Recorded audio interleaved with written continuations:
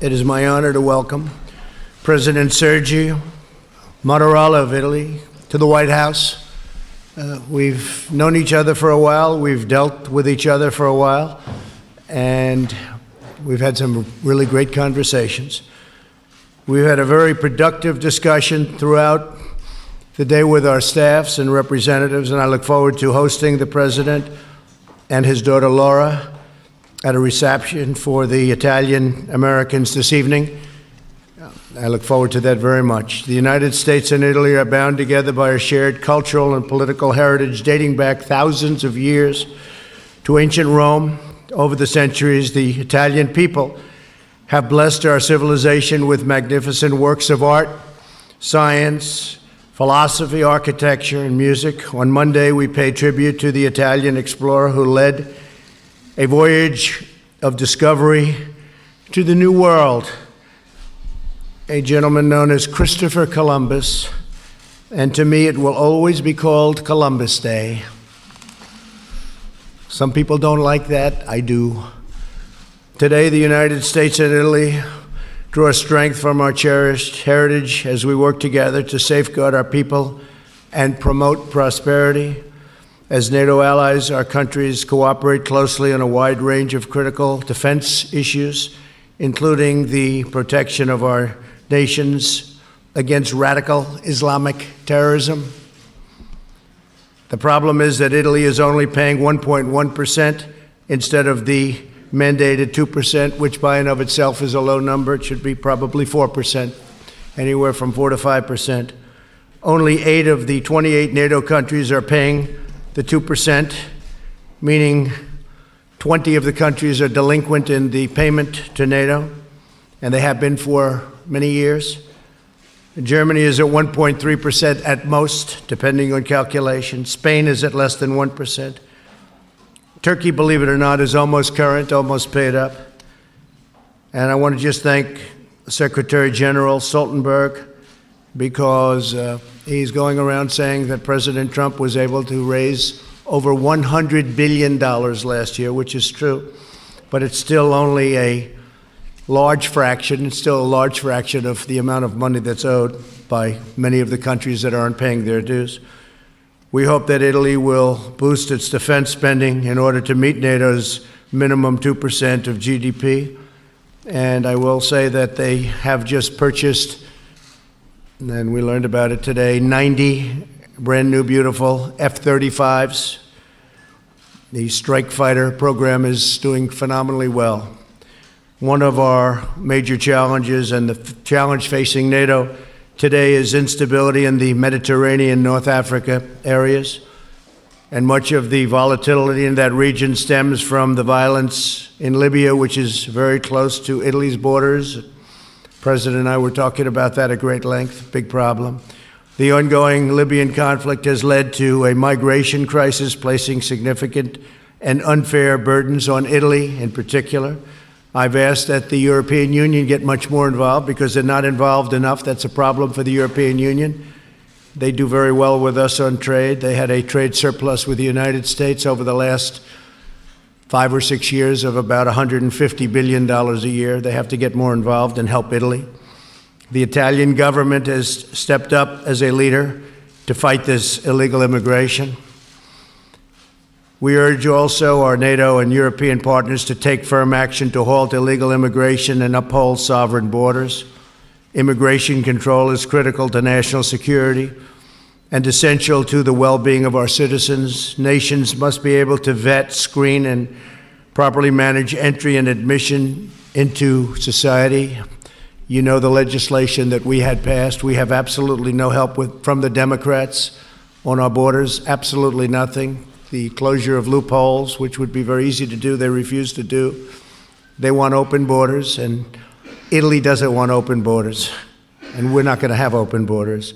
And our numbers are very good. I want to thank also Mexico and the President of Mexico for the great help they've given us. They've helped us much more than the Democrats. Here in the United States, we're taking dramatic action to secure our borders, shut down smuggling networks, and speed the removal of illegal immigrants. We're moving the MS-13 gang members out literally by the thousands They're getting out. We're dropping them out of our country, and they can't come back. And what we've done with Guatemala and Honduras and El Salvador is, they tell me, close to a miracle, the agreements that we've signed. They accept them back and they keep them back. It's a much different relationship than we've ever had with those three countries, and I want to thank the leadership of those three countries. We've been working very well together. Our message is clear. If you enter illegally the United States, you will be promptly returned home. They're all returning home. It takes a long time because we've had years of people coming in, staying, and that's the end of that. President Mattarella also discussed the steps we must take to enhance commerce and economic growth between our two countries.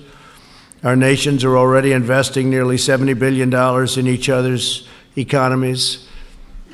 Without the burdens, as unfair as they are, imposed by the European Union, we would actually have a much higher number than $70 billion between Italy and the United States. However, we can do more, and we can achieve fairness and reciprocity, which we don't have right now.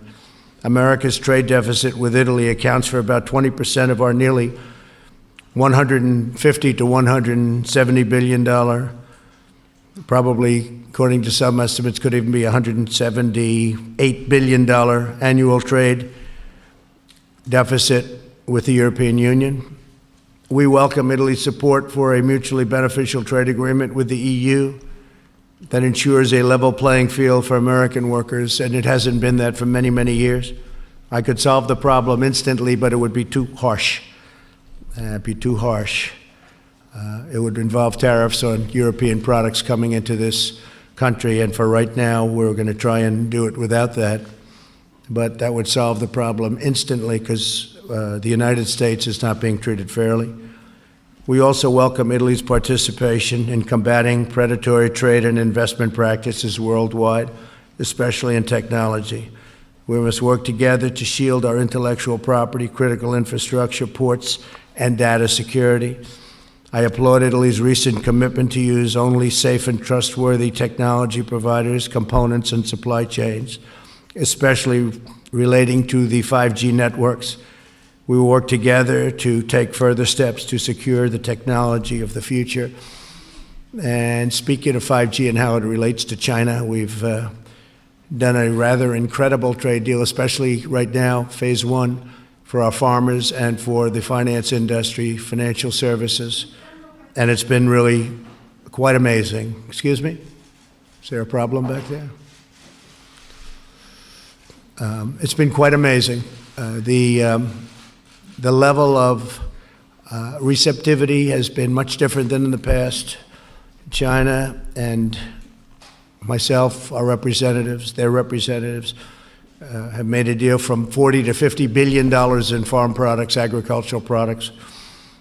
People said we were hoping for 20. So China's been good, and they've already started purchasing, by the way. That's already started. The agreement, we hope to have it signed sometime prior to Chile. We're going to Chile. President Xi and myself will probably do a signing over there of phase one, assuming it all gets finished up, which we think it will. There's been a lot of goodwill between the United States and China over the last period of time. So we're signing from $40 to $50 billion, and that will, because it was incorrectly reported in the press, shockingly, that will take place. It's already started taking place. They're already purchasing a lot of farm product. All of the banking regulations and all of the financial services, all of the other things that are included. And there are many other things in phase one that I won't talk about now, but all of that is moving along rapidly. Bob Lighthizer is with us someplace here, and he is in the process of getting it completed. Have a great staff of people working on both sides.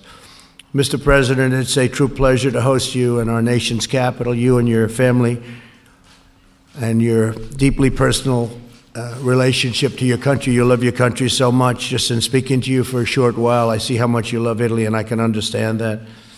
It's really an inspiration, a testament to the patriotism and pride of the Italian people. Great spirit for Italy. America is grateful to have true friends and allies in the citizens of Italy. We have such a great relationship with the people of Italy. The United States is likewise thankful to be home to more than 16 million Italian Americans. Tonight, here at the White House, we'll celebrate our deep and abiding friendship with Italy and the really incredible Italian people. The U.S.-Italian alliance is stronger than ever before, and we're going to be celebrating that tonight with you, Mr. President. So I look forward to that very much in a little while. And in the meantime, thank you very, very much, and we'd love to have you say a few words. Thank you.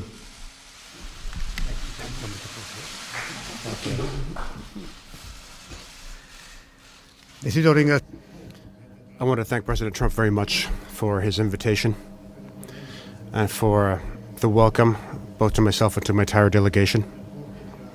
The relationship between the United States and Italy are marked by a deep friendship and by common interests, both strengthened by the presence here in the U.S. of so many Americans of Italian descent. That's another reason why I'm so happy to be here on this visit in October, dedicated this year again to Italian heritage. I'd like to go back to what President Trump was saying when he mentioned Christopher Columbus, who opened up new horizons. He got to know and connected continents which ignored one another. And based on the role the U.S. has in the world, it seems to me that he did a good job back then. To Italy, the U.S. is not only a fundamental ally, it is also a country with which it shares the same path of democracy. A country which shares the same values of freedom, of the protection of human rights, of the respect for minorities, of the rule of law. Italy's international vision is based on the pillar, which is the Atlantic Alliance, which then over time also led to European integration of the European Union, which was a consistent process. These are two essential elements in our foreign policy and in our cooperation. We are united. The U.S., Italy, and Europe are united due to our history, due to our common references, due to the culture we share, and due to the very intense human relations we have between our fellow citizens. As President Trump mentioned earlier, we talked about NATO. And NATO is first and foremost a community of values, which Italy recognizes and to which Italy participates with a great deal of conviction and very factually. Italy has always contributed very intensely to NATO missions and operations, and with a great deal of effectiveness. We have substantially supported the activities of the alliance. And I'd like to remind you of the fact that besides being the fifth contributor to NATO, Italy is the second contributor in terms of the troops it devotes to NATO missions. And after the U.S., we rank number 2 in the number of troops participating in NATO operations. Along with all of the other missions we perform through the UN and in the coalition against terrorism, which has developed in recent years. And I'd like to remind you of the fact that as we speak, 6 Italian F-35s of the Italian Air Force are patrolling the skies over Iceland within the framework of the second NATO mandate as a way of ensuring peace and security. Italy has constantly reiterated that the transatlantic spirit has to be nurtured, protected with all of our strength in all the dimensions of the relationship we share. And with this spirit in mind, I hope that with the new 5-year parliamentary term within the new European Union, we can foster our cooperation on trade between the U.S. and the EU. We are aiming to define solutions that can strengthen our relationships because commercial trade tensions are to the benefit of no one. We feel that imposing tariffs on one another mutually is counterproductive, and it damages both of our economies. And I'd like to add that we share with the U.S. The belief that the WTO should be reformed as a way of making it more efficient and more effective. And as President Trump mentioned, we talked about Syria. We are deeply concerned with Turkey's offensive in the northeastern part of Syria. And this attack in a limited number of days has already caused a number of casualties and tens of thousands of refugees and displaced people. And there were plenty of victims amongst civilians as well. This is an attack which also has another risk, namely that of offering new space, which was unthinkable up to a few days ago to ISIS and to its criminal terrorist activities in Syria, in the Middle East, but not just in the Middle East, also in other continents around the world. Italy, in line with the EU's position, condemns the Turkish operations which are ongoing. We have also talked about Libya. And we talked about this topic, as all of the other topics, with the spirit of friendship and in a very tangible way. The current situation in Libya is a source of deep concern to us, and we are convinced of the fact that the violence and the military attacks can destabilize all of North Africa. It increases the threat of terrorism, and it contributes to creating an environment which fosters all kinds of illegal trafficking. And of course, it jeopardizes the production of energy in that country. And most of all, it denies the Libyan people the possibility of finding a peaceful solution, which it deserves after so many years. We talked about our relationships with China together with President Trump. And through an open dialogue with China, we want to defend the world order based on clear rules, with the UN at the center of the world order, and an open and fair market, one which complies with the principles of the World Trade Organization. And from this point of view, we discussed two topics, namely security concerning new technologies, and I'm referring to 5G. Italy has been paying close attention to our national security requirements. It has paid close attention to it, and it will continue to do so. We also underlined the need to have a level playing field in trade and in investments, so that there can be a fair and healthy trade relationship. There needs to be an access to the market which doesn't discriminate anybody. And we need to be able to protect intellectual property for all of the economic players involved without any theft of technology. All of these topics were discussed with a full spirit of friendship, with a great deal of cooperation, along with many other topics. And this opportunity was also an excellent opportunity to reiterate the friendship between the U.S. and Italy, and the very strong relationship between our two countries within the framework of the Atlantic Alliance. And for that reason, I want to thank President Trump very much for our meeting, for our talks, for your welcome. And I'll be seeing you again this afternoon on an occasion which will be filled with a great many elements of meaning and importance. Thank you, Mr. President. Thank you. Well, thank you very much, Mr. President. And the WTO, the World Trade Organization, as everyone knows, we just won $7.5 billion because of unfair trade practices.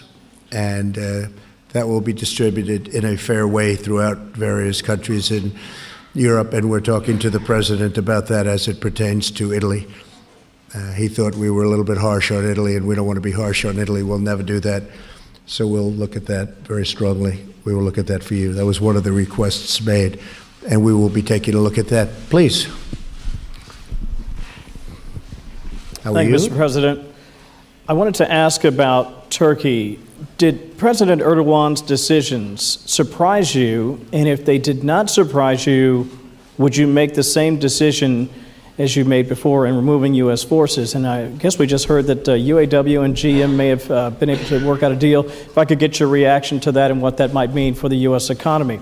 And Mr. President, if I could ask you about the digital tax. Did the two of you discuss a possible digital tax as it relates to Amazon and Google? What progress were you able to make on that front? Thank you very much. No, President Erdogan's decision didn't surprise me because he's wanted to do that for a long time. He's been building up troops on the border with Syria for a long time, as you know. Our soldiers are mostly gone from the area. We only had 26, 28, but under 50. I think it's probably 28, but under 50 soldiers, and which is a very tiny force.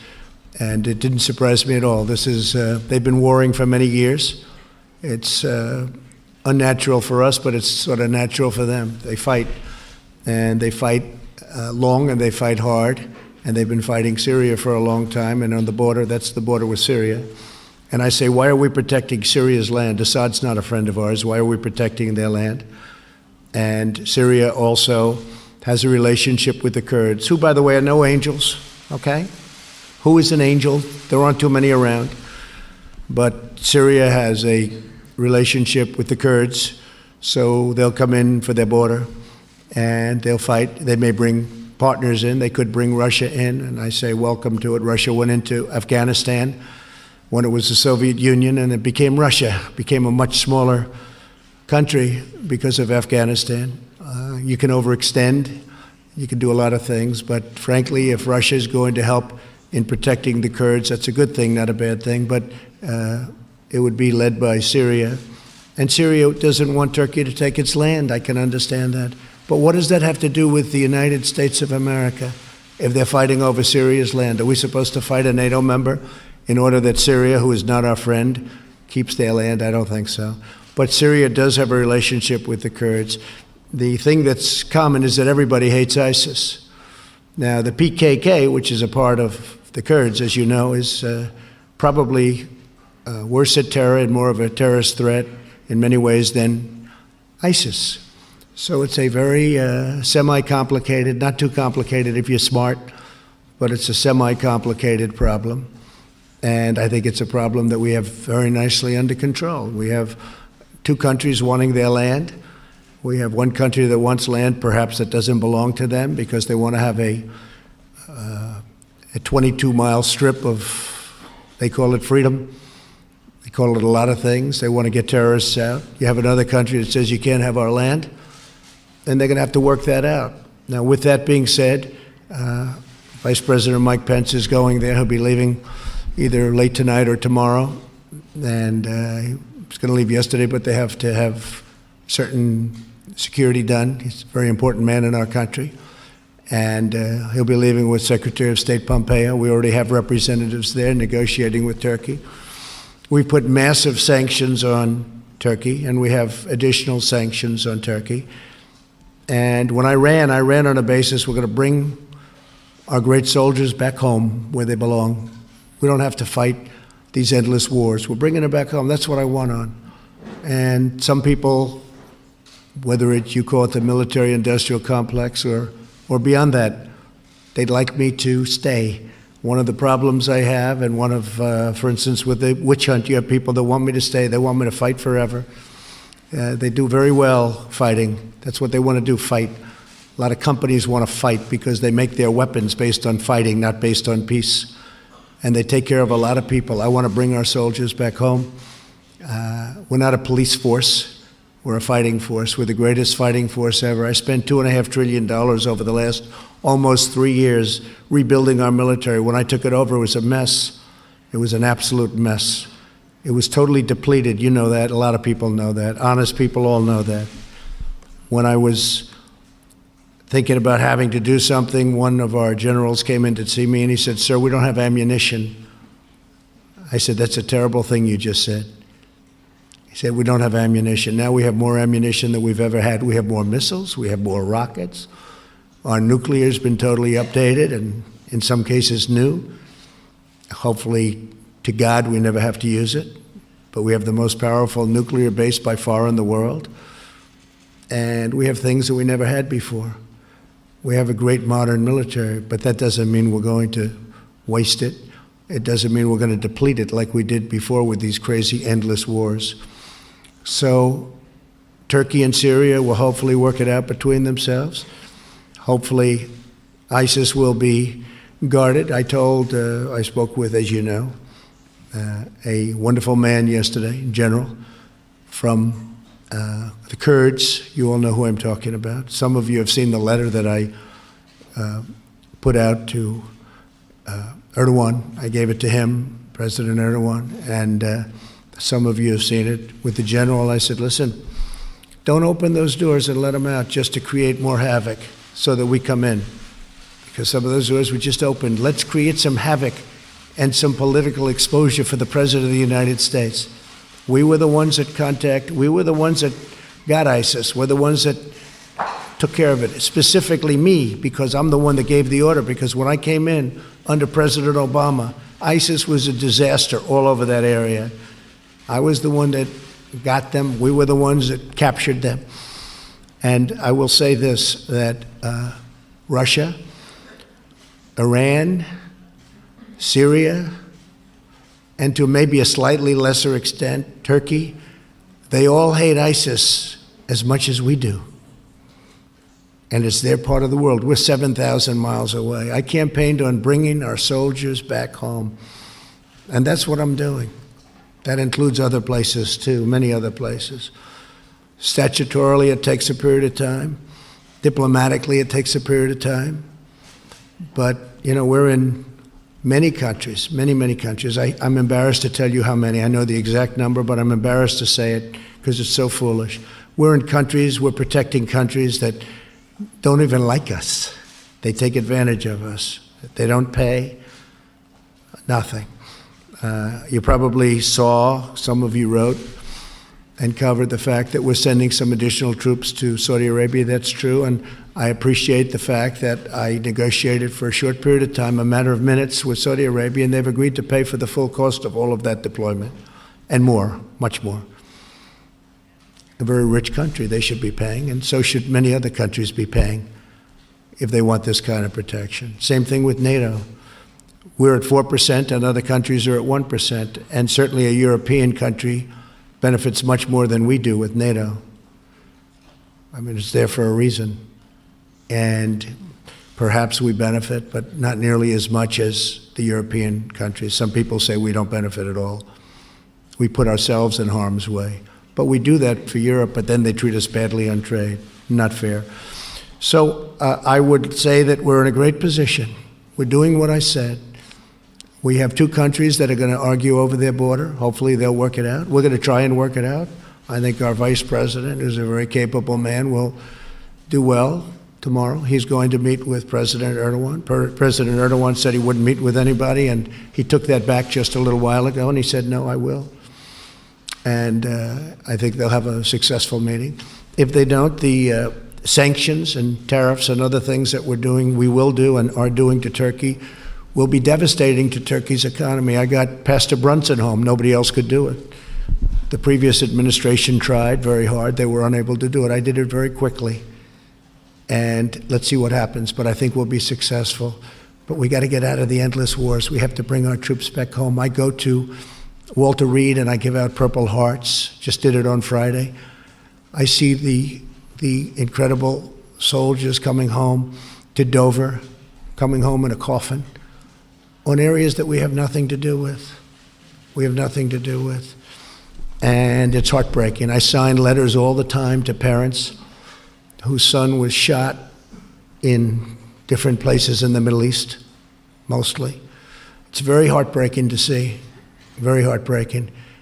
So I've said it, and it's through strength, not through weakness. Much harder to do what I'm doing. I could be like all of these others, oh, just leave them there, leave them there. No, I can't do it. Much easier for me, much probably politically better for me just to say we'll leave a lot of people there and we'll fight. They don't even know what they're fighting for. It's much more difficult politically. It's not politically expedient, it's just the opposite.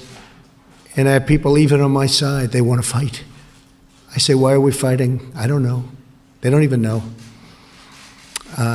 So you have Syria and you have Turkey. They're going to argue it out. Maybe they're going to fight it out, but our men aren't going to get killed over it.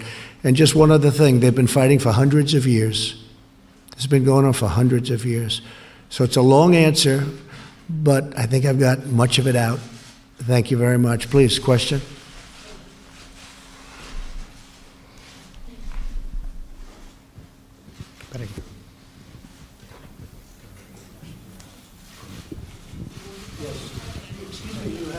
Yeah, there is a question.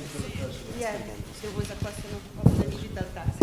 Oh, sure. Thank you. Mr. President, I was asking if the two of you discussed a possible digital tax and where that discussion might be going, in particular as it might relate to Google and Amazon and others. Thank you, sir. Se ho compreso. Yes, I understood the question. No, we did not talk about this.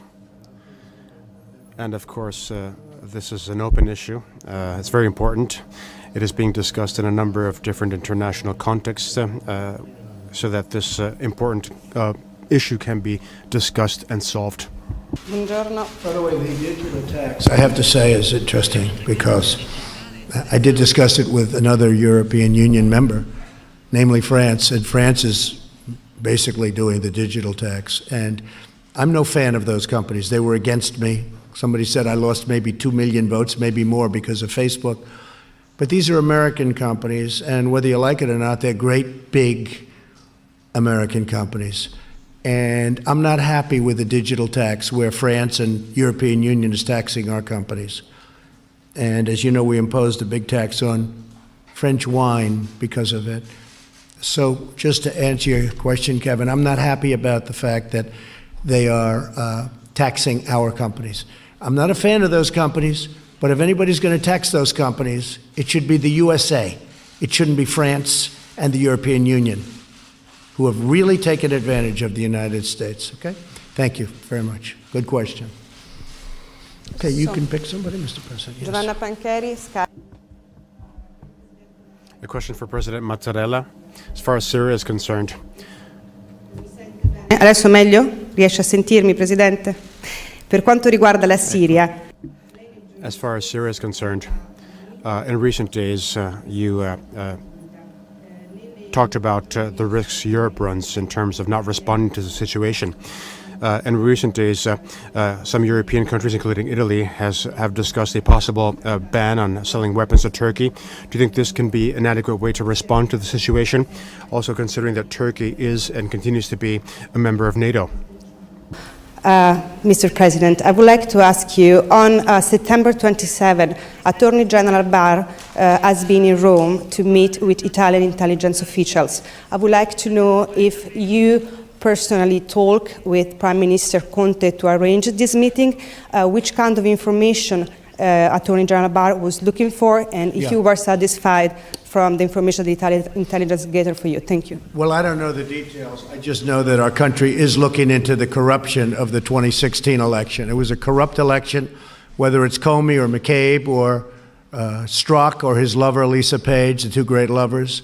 There was a lot of corruption. Maybe it goes right up to President Obama. I happen to think it does.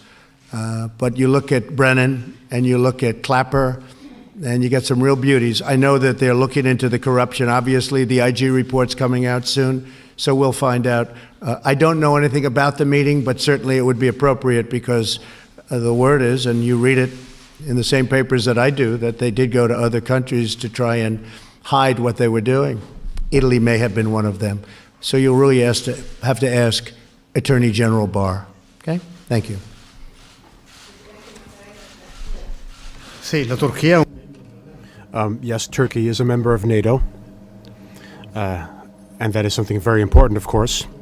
I'd like to remind you of the fact that currently there is an Italian contribution to Turkey. We have an anti-missile system, which Italy has been having in Turkey for a number of years within the context of a NATO mission. As the Latins said, amicus platus de majestate amica veritas, which means something more important than my friendship is the truth. The relationships and friendships and alliances, of course, don't mean that we can't say that the Turkish attack on Syria is a serious mistake. So we condemn that attack with no hesitation whatsoever, due to the reasons I mentioned earlier. The solution, of course, doesn't lie in sanctions. And if the situation continues, sanctions will be inevitable. And Italy has made announcements, as has the European Union. The only solution is to stop all military operations and to retreat from that area as a way of stopping all of the dangers that I mentioned earlier. John, go ahead. I want to pick up on what your comments on Turkey and Syria. Sure. Even after all you have seen, ISIS prisoners freed, all the humanitarian disaster, you don't have any regret for giving Erdogan the green light to invade? I didn't give him a green light. Well, did you tell him? That's Did he the defy same thing you? as you just, when you make a statement like that, it's so deceptive. Just the opposite of a green light. First of all, we had virtually no soldiers there. They were mostly gone. Just a tiny little group. And they would have been in harm's way. You have a massive army on the other side of the border. But more importantly, I didn't give him a green light. And if anybody saw the letter, which can be released very easily if you'd like, I could certainly release it. But I wrote a letter right after that conversation, a very powerful letter. There was never given a green light. They've been wanting to do that for years, and frankly, they've been fighting for many, many years. And when you ask a question like that, it's very deceptive, John. It's almost as deceptive as you showing all of the bombings taking place in Syria, and it turned out that the bombing that you showed on television took place in Kentucky. So, and I'm not even sure that ABC apologized for that, but certainly it was a terrible thing. I'm looking at this, I'm saying, wow, that's pretty bad. And it was in Kentucky, it wasn't in Syria, so I don't know what you're going to do about that, but I think ABC owes an apology. Did you see, Lindsey Graham just said of your remarks that you made in the Oval Office that if you keep talking like that, quote, this will be a disaster worse than Obama's decision to leave Iraq. No, Lindsey Graham would like to stay in the Middle East for the next 1,000 years with thousands of soldiers and fighting other people's wars. I want to get out of the Middle East. I think Lindsey should focus right now on judiciary, like the Democrats, the do-nothing Democrats, as I call them, because they're doing nothing. They're getting nothing done. They're not getting USMCA done between Canada, the United States, and Mexico. They're getting nothing done. And I think Lindsey should focus on judiciary. He ought to find out about what happened with Comey, what happened with McCabe, Lisa, what happened with Peter Strzok, what happened with President Obama, what happened with Brennan. That's what Lindsey ought to focus on. That's what the people of South Carolina want him to focus on. The people of South Carolina don't want us to get into a war with Turkey, a NATO member, or with Syria. Let them fight their own wars. They've been fighting for 1,000 years. Let them fight their own wars. The people of South Carolina want to see those troops come home, and I want an election based on that, and that's the way it is, whether it's good or bad. That's the way it is. And if you look at this country, I'd be willing to bet anything, political instinct, that that's what the country wants. I'm not going to get involved in a war between Turkey and Syria, especially when, if you look at the Kurds, and again, I say this with great respect, they're no angels. If you look at PKK, take a look at PKK. ISIS respects PKK. You know why? Because they're as tough or tougher than ISIS. You take a look at a lot of the things having to do, you have to say it, nobody wants to say it. We're making the Kurds look like they're angels. We paid a lot of money to the Kurds, tremendous amounts of money. We've given them massive fortunes. And you know what? It's wonderful. They fought with us, but we paid a lot for them to fight with us. But just so you understand, we were the ones that captured ISIS. People let some go. They opened a couple of doors to make us look as bad as possible. We have a situation where Turkey is taking land from Syria. Syria's not happy about it.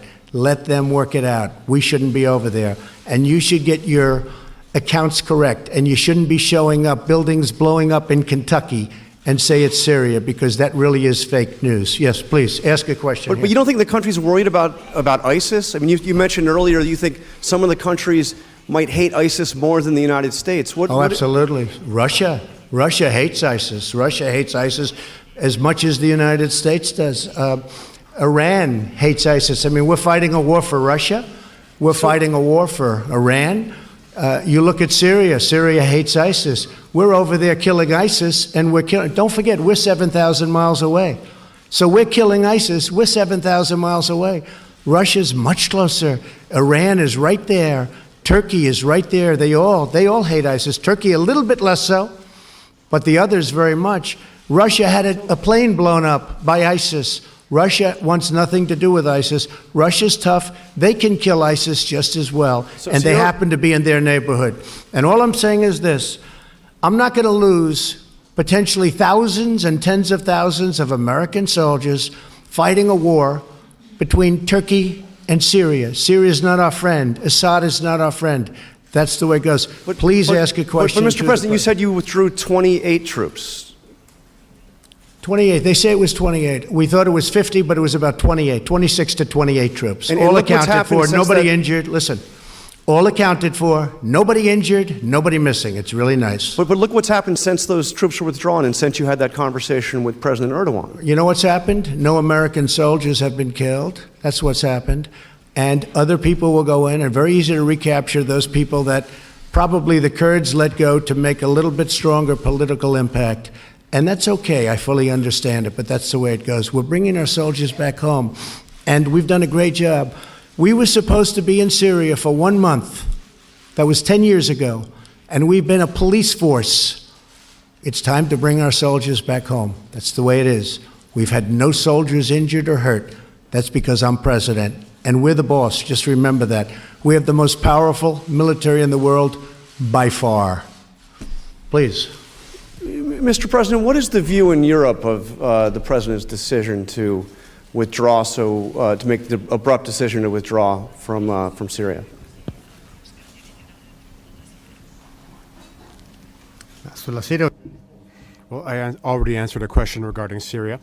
I'm not here to judge what other countries do, but to say what my country's position is. And our position is what I mentioned earlier on Syria, on the fact that we condemn what Turkey decided to do in recent days with no possible ambiguity.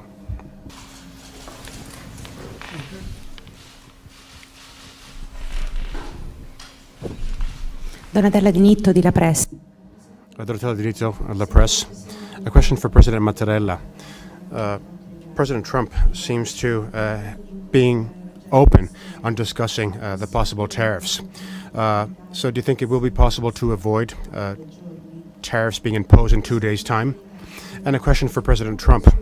Now, we all know your concerns concerning Huawei entering Italy's security system. Are you satisfied with the measures that Italy decided to implement? Well, I'll answer first. Yes, I am satisfied. They've been very accommodating.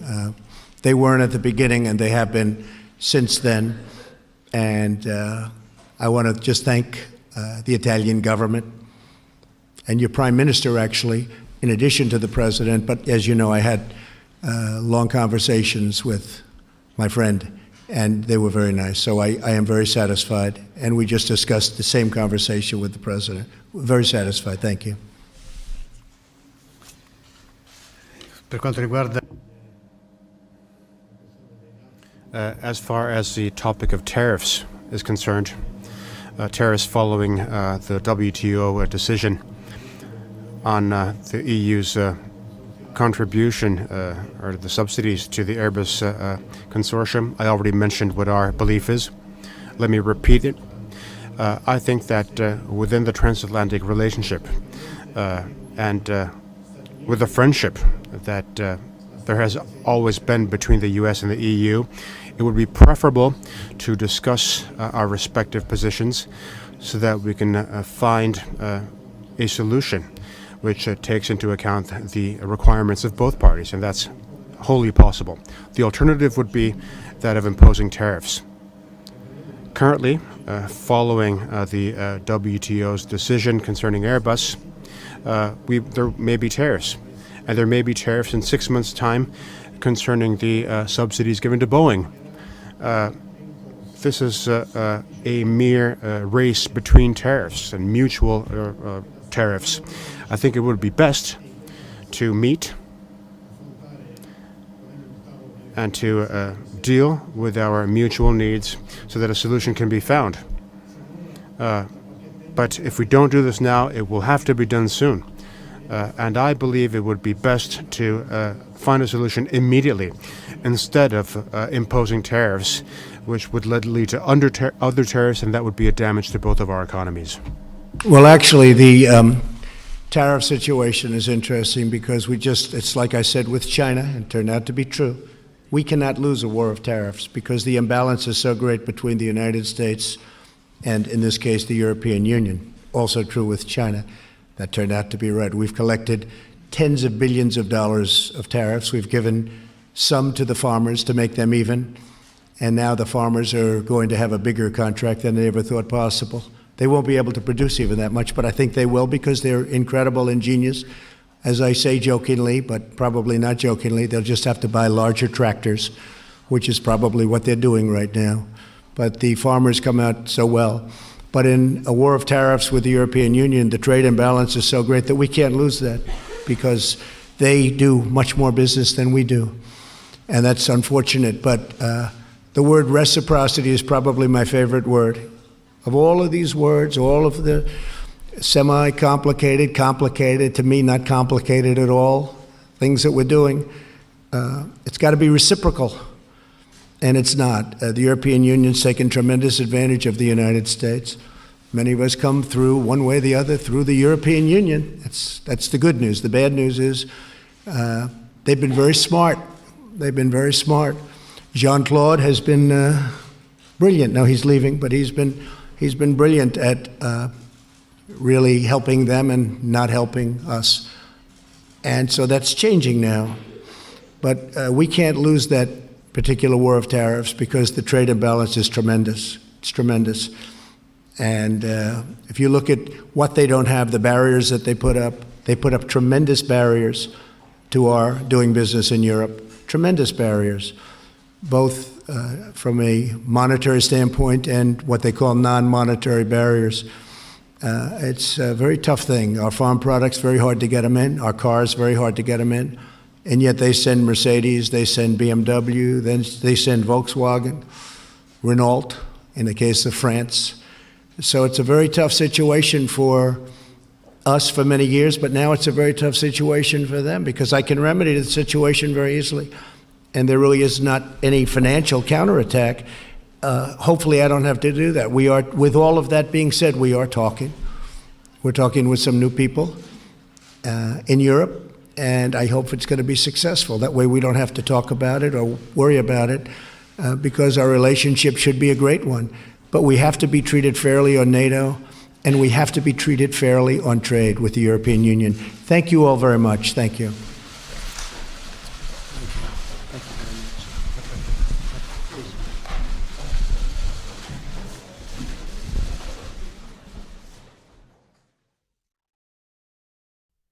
All right, folks, thank you very much for joining us and choosing us as your stream of choice. If you are new to the channel, we encourage you to subscribe and click the notification bell. And also don't forget to give this live stream or this video a thumbs up. That way it helps us out immensely. So thank you so much once again for tuning in here at Golden State Times.